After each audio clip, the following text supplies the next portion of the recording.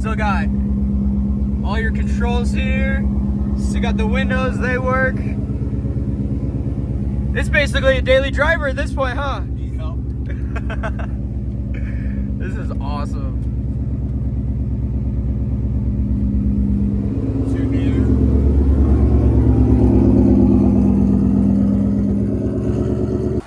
Welcome to Warehouse Garage. My name is Dylan and I'm here with Chris Hill. Well, he's got like a local legend around here. You can see this is his son's car, but a lot of you may have seen his Mustang over there. We'll get into that a little bit later. Tell us a little bit about yourself. Shoot, where to start? I guess I'll start from the beginning. My dad was a Le Mans driver growing up, so I used to sit outside and wait for him to get home in his 1997 Camaro Z28. And every time he'd get home, I'd wash it just so he'd let me drive it when I eventually turned 16. And when he first got into it, when he was in racing, and I kind of grew up at like Mid-Ohio and the Indianapolis 500 track, all that type of stuff. And so he had me racing go-karts with Danica Patrick and Sarah Fisher on Team Kroger. Did that until I was like 12 or 13. Started that when I was 7. I kept growing, they didn't, so I ended up playing sports, but I was still like completely, I was ended up playing college football, but I was still completely in love with cars. So I got into the GT style cars, the GTC, GT2 type style cars, Le Mans cars, factory-based cars. Shoot, I'm gonna date myself here, but I was out street racing in 1999 before Fast and Furious was out. And honestly, it was us and it was me and like 10, 15 other guys, and it was pretty much the dorky kids. Like that's what we did, and it wasn't really like a cool thing to do yet. And then Fast and Furious came out, and all of a sudden Everybody was doing it. Everybody did it. Everybody, Underglow. Everybody wanted to race along the strip. Everything. Yeah, there was a lot less support back then too, with cars. I mean, at that point we had injectors and turbos, and then we had like this Apex Super AFC, which we could tune a little bit of timing. A little bit of air and a little bit of fuel, but nothing to what it is. So so I ended up doing the street racing thing for a long time. I didn't have a lot of money. My first couple cars were like a 1G Eclipse, a 2G Eclipse GST front wheel drive. So every time I'd street race, the whole front end would hop, and it was crazy. I eventually ran into some money, and I bought my first GTR. And that was about 8-9 years ago. And at that point, I was out racing. I had it to like a full bolt on, so it was like 750 horse, 800 horse. I looked at your Instagram later posts. Yeah, that thing was pretty sick. Yeah, well, all right. So it didn't start like that. It was just a bone stock GTR, and there was a couple iterations of it before you saw the teal one.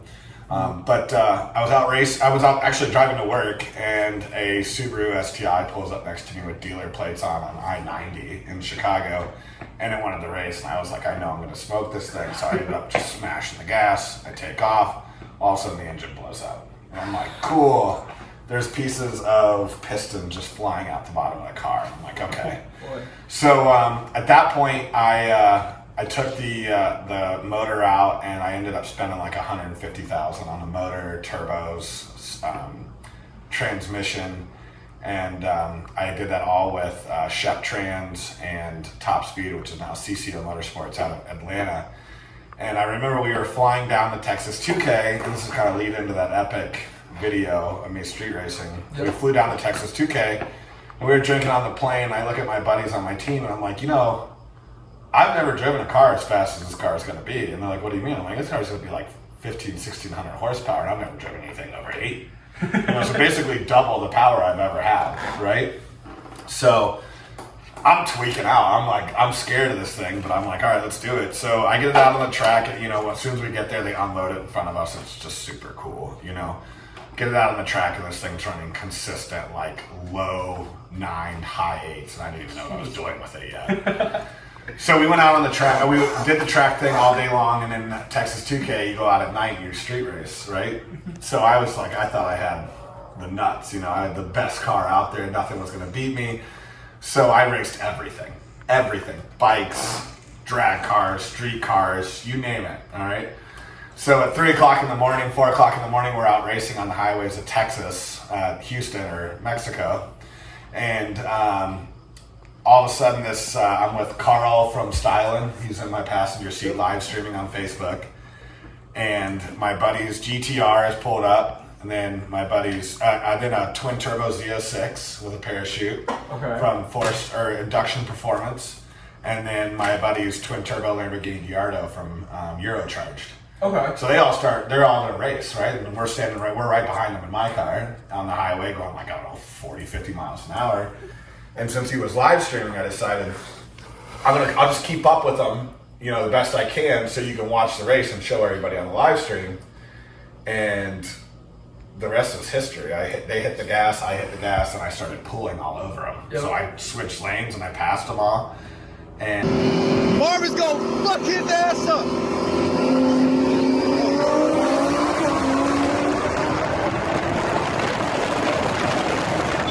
It's over with!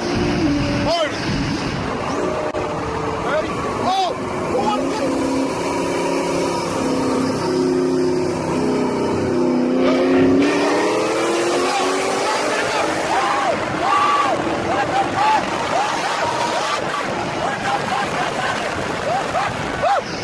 That GTR fucks you up, but you beat all the bitches!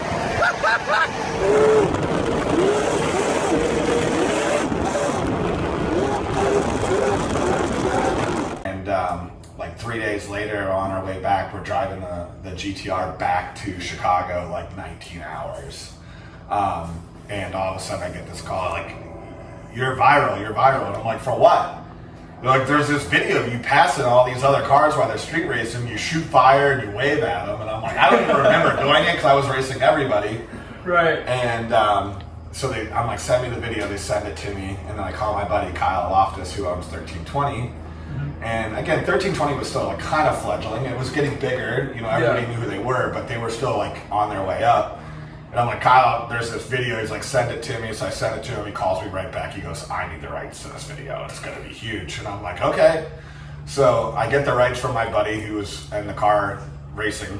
And the rest is history. I think it's up to like 190 million views at this point. It's crazy. Yeah. I think one of the first times I ever got exposed to you and your cars was from that video. If it wasn't, it was from one of the meets up in Rockford, for sure. I saw every single time that you go to a meet or anything, everybody just swarms you because everybody loves your stuff. Yeah, well, to be honest with you, the car looked like that for about a year before anybody noticed it. Yeah. You know, I pulled up to every other meet just like any other guy. You know, I was nobody, and you know, I still don't feel like I'm anybody, but the car got a lot of attention. It became kind of an icon, which was really cool. But I didn't know, you know, I wasn't famous before, so I don't know anything. I don't know how to act, you know, and all of a sudden, everywhere I go, the people are swarming this car. So that was really cool, you know, and, you know, it had to have been within 2 to 3 weeks. I had GoPro calling me, offering to sponsor the car, pay for all my content, sent me out like 30 GoPros. Jeez. And they just said, record everything you do and send us back these hard drives and we'll give you checks. I'm like, okay, you know. So at that point, I had Toyo as a sponsor for my tires, the R888Rs, you know, and everything kind of just bloomed from there.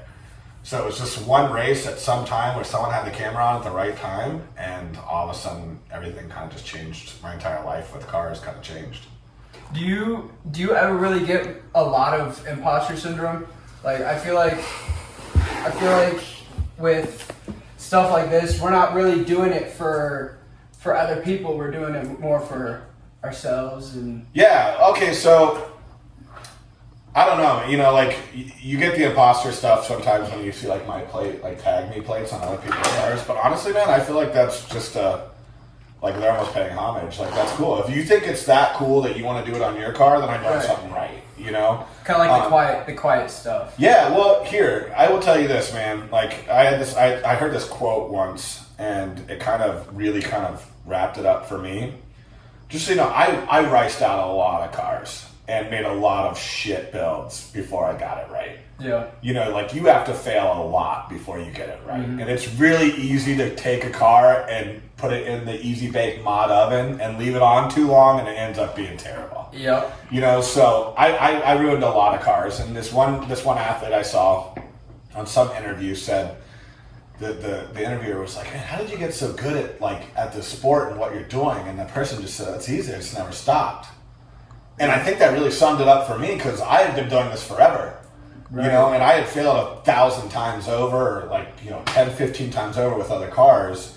It's just a matter, I just kept doing it, right. You know, and eventually you kind of catch your stride, you know, and it's like we work all the time. Everybody works to try to make money, and everybody's like, one day I'm going to have money, and I had an opportunity. That was the one time I was going to make it, so I made it, and but I just attest it all to just not stopping.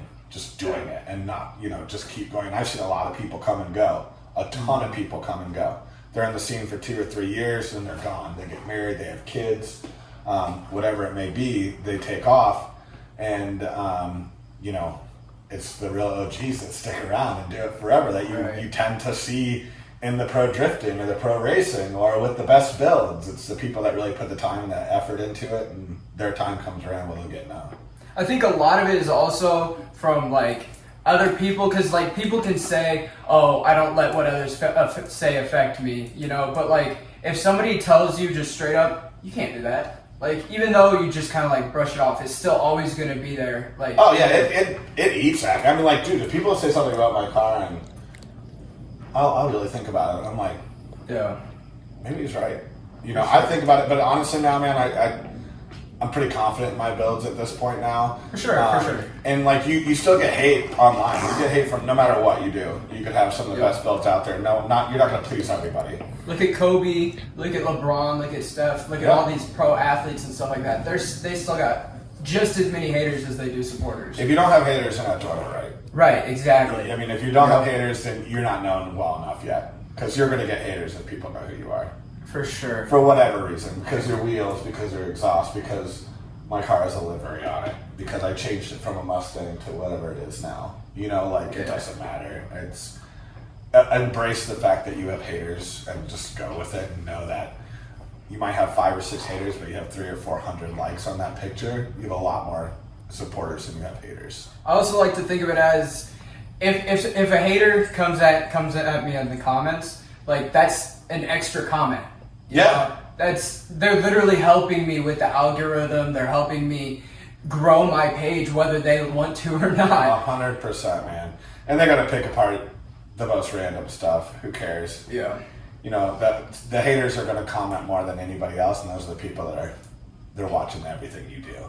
And it just happens to be people who are usually less off than you, unfortunately. Yeah. Well, I mean, hey, I've had haters that are rich. I've had haters that are poor.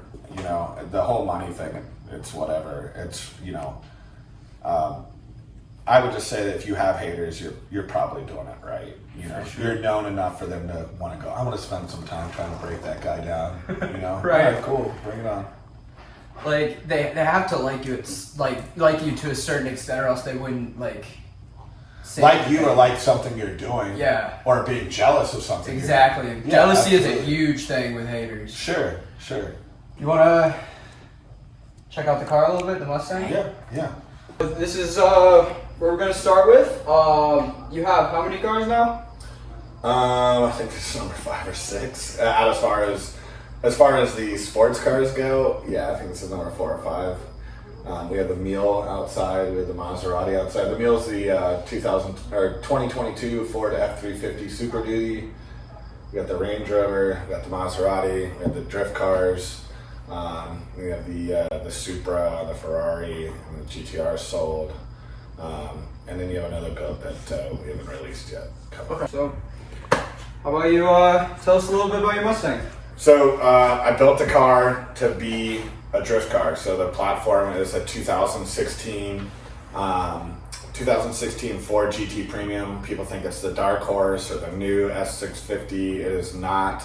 It is just a basic Mustang GT Premium 6-speed MT82 transmission and a Coyote motor. So what we did first off, obviously we put the angle kit on it through FDF, which is the FDF Mantis angle kit.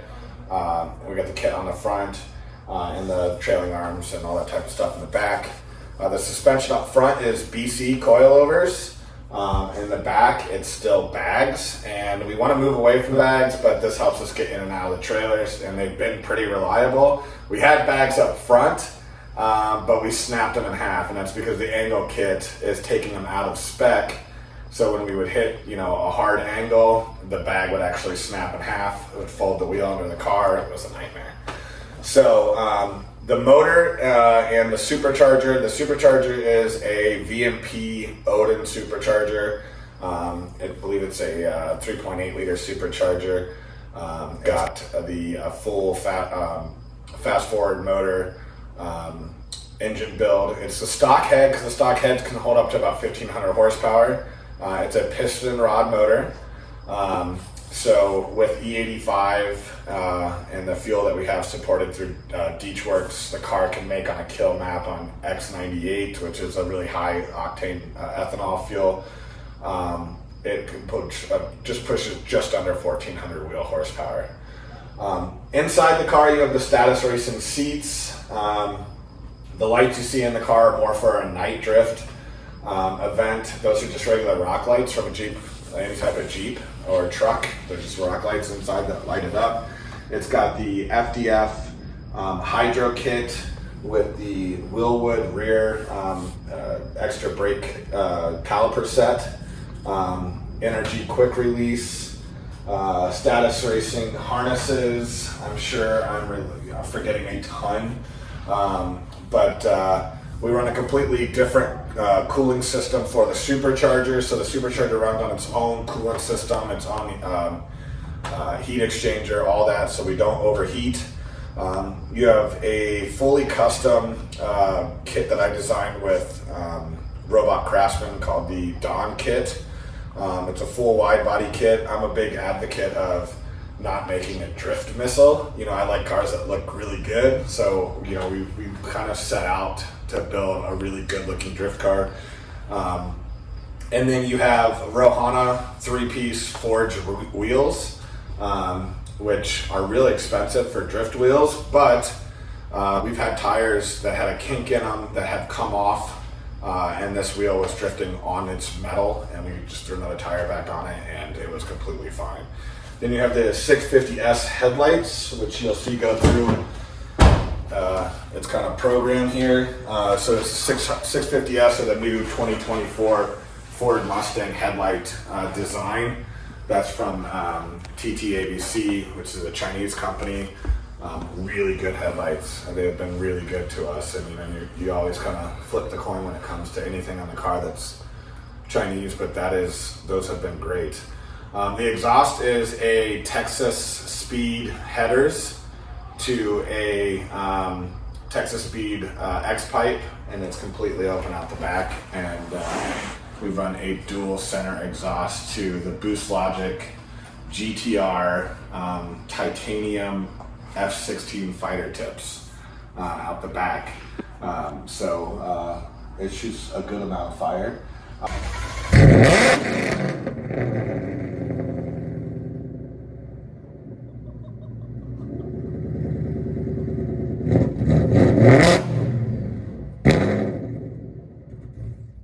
Half the kit is carbon fiber. You got the hood's carbon fiber, the lid's carbon fiber, the lower's carbon fiber, the side skirts are carbon fiber. There's a lot of carbon fiber in the car. Nothing fake, everyth's real.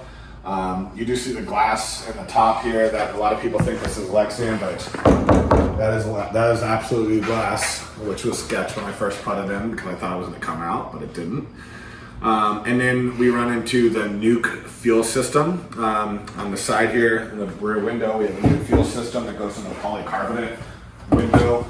Open that up, and that's where we run our ethanol. It goes back into a fuel cell.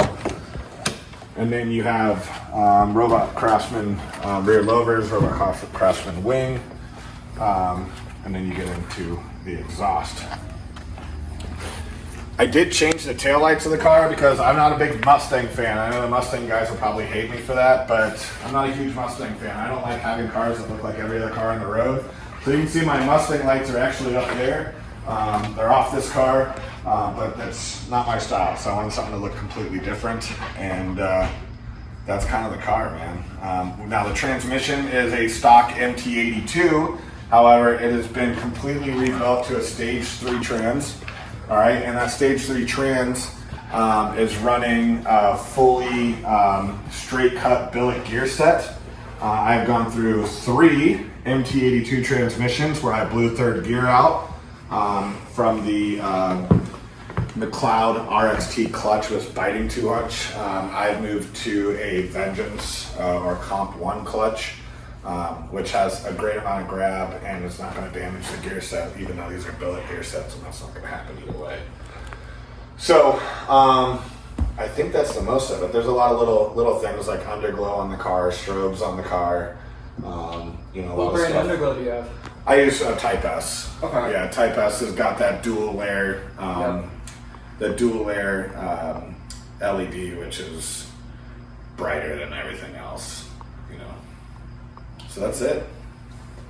You told me this is not your car, but I wanted to get it. I wanted to give it some screen time because this thing is still pretty freaking sick. Why don't you tell us a little bit about it? All right, so I bought this car for my son when he was 11 or 12 years old, so about 5 years ago. And I wanted him to drink the Kool-Aid. I wanted him to get into it. And I think when you have kids, I think that's about giving them everything they need to decide what they want to do. So, this is a mess right now. The hood's popped, but it's a turbo KA. So the KA motors came in this car. We turboed the car. It has a stock transmission. It has an angle kit and a flash tune with some bigger STI injectors in it. And it puts down around 315, 320 horsepower, nothing crazy. But it's a really light car. It's got the work wheels on it. It's got a great stance to it. It's got BC coilovers. I don't know the name of the body kit, I'm going to be honest with you. And then we put a livery kit on it, and honestly, the livery kit, I just said to my guys, hey, let's design it. A guy out of Taiwan designs all my liveries.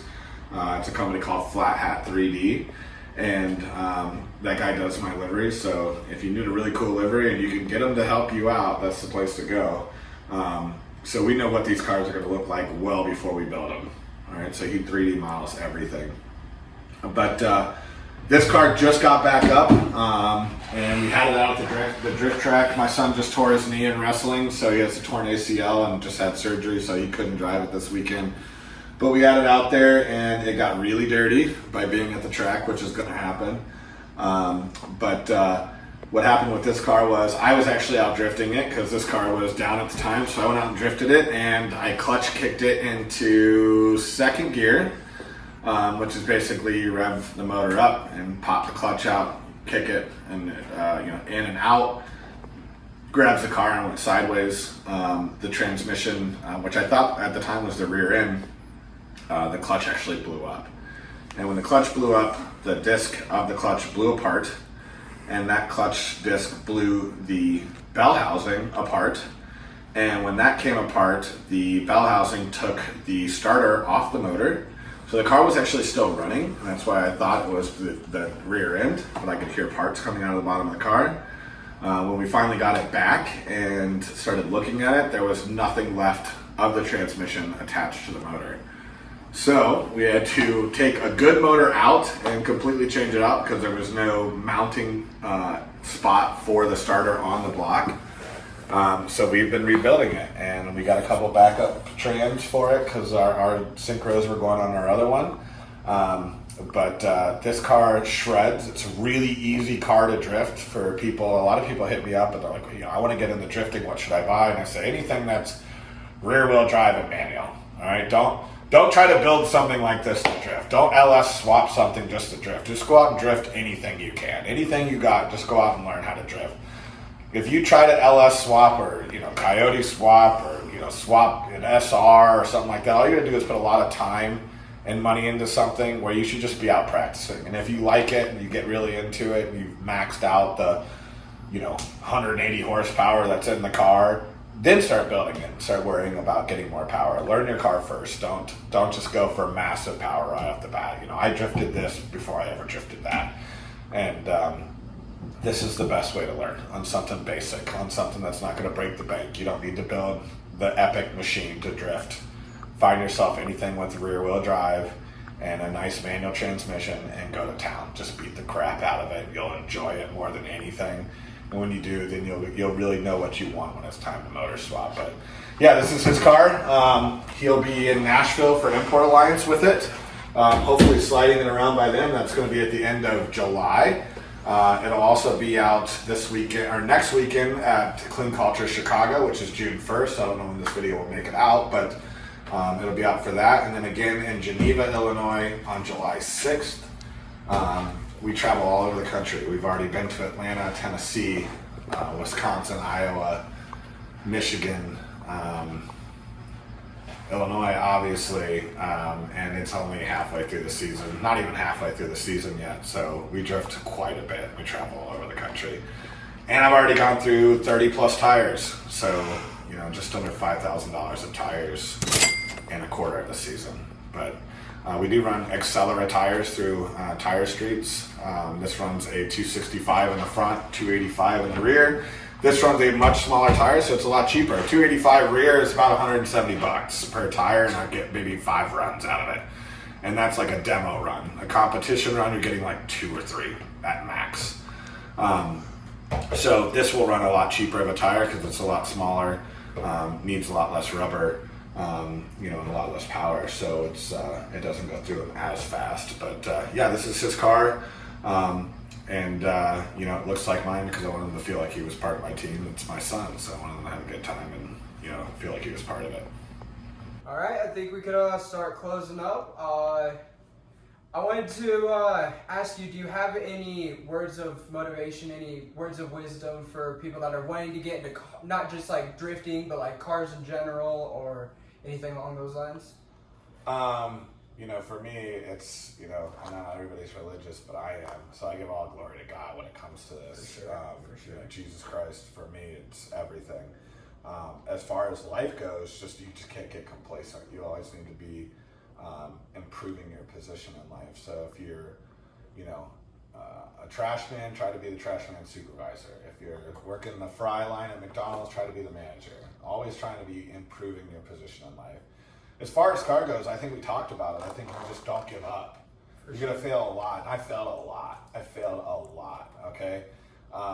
And then, the main thing was, especially like a lot of people ask me how to get sponsors, is write everybody and take anything you can get. Yeah. So, hit up a sponsor and they'll be like, oh, we can't do stuff for free. That's fine. Can I get 5% off, 10%, 20%, 50%? The easiest thing for a sponsor to give you is what they make. For sure. All right. So try to get that discount and then do them right. Lots of coverage, lots of tags, lots of mentions, lots of videos. That's going to get them to go, this kid put a lot of time. This guy put a lot of effort and he got me a lot of exposure. That's what they want to see. And then you build on those relationships. I've had 3M, who's my vinyl sponsor, sponsor my cars for 8 years now, and I don't even have to ask anymore. I just say, I need this, they send it to me, I don't even have to talk about it. Toyo was with me for years and years and years. A lot of my sponsors, you do it right, and they're gonna come back, all right? So if that's the big thing is, not being complacent, moving up, and, take anything you can get with sponsors. A lot of people wanna, can I have money? Like, that's crazy.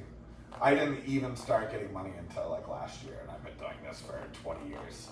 All right, it's always been parts and discounts, and that's what you should go for. For and when sure. you're ready to compete, then you can start talking about money. If you build it, they'll come. Yeah. I think that's true to a point. I think that you have to show them that you built it. For sure. Don't think that just because you built it, you're gonna get noticed. Again, like I said, my first GTR, one that a lot of you guys that watched this video know, that GTR looked like that for a year before anybody noticed me. I went to car meets and they're like, oh, it's cool. Until I went out and whomped some people, you know, and made a name for myself, and then all of a sudden people were like praying to the car. You know, it was crazy. So, you know, get out there and be you. Let it get seen. Go out to meets, go out to events.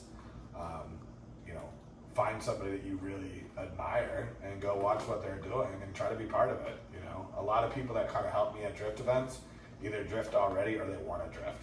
My teammate Jamie Meyer, he was my pit guy for 3 years, and now he's on my team and he has his own S550 and he's sharing sponsors with me now, and he's drifting at every event that I'm drifting at. So there you go. You know, he was just around it and he fell in love with it and said, why don't I do this too? You know, and now he's on my team doing it also. That's awesome. That brings you right back to where never be complacent. Yep. You know? Always, He was always improving his better. position in life, right? Yep. He was a guy changing tires and doing the bullshit, and now he's out drifting with me, and we have other people helping us, you know, and those people hopefully come up through as well. That's awesome. Yeah. We mentioned a few things that that are going on. If there's anything else going on? Yeah, so you can check our whole schedule at 777drift.com and just hit the 2024 schedule button. You can see our merch there. As far as events go, we have events. We were supposed to be this weekend up in Milwaukee at Clean Culture. That got rescheduled for the second time. Next week we will be in Chicago or Joliet at Clean Culture, which is a really high speed entry, huge parking lot type of drift, but it's long and it's fast. It's awesome. So we'll be doing ride-alongs there. Then we got stops in St. Louis, Nashville at Import Alliance. That's a 2-night event, 5 to 11 o'clock at night in the Nashville Super Speedway, which is really cool because you're drifting in the middle, and on the outside of the track they have drag racing down the pit lane, and then they have roll racing around the ring. I might have to go. It is unbelievable. It'll change your life. You'll never miss it. You'll never miss it again. And we just got back from Auto Motion last weekend, which was crazy, and then we drifted at the Slide Society at the Dells. So we go there, you know, wherever we can find thousands of people. That's what we want to do. Is we For want to sure. go in front of as many people as we can, not just for us, but for the sponsors. All about exposure. Yeah, all about exposure. Well, I appreciate you. You didn't have to do this for me, but I appreciate you did. I mean, if they didn't have to sponsor me when I was a nobody, you know, I want to help any way I can, you know, and don't forget me when you get huge. I'll try not to. Great meeting you, dude. You too.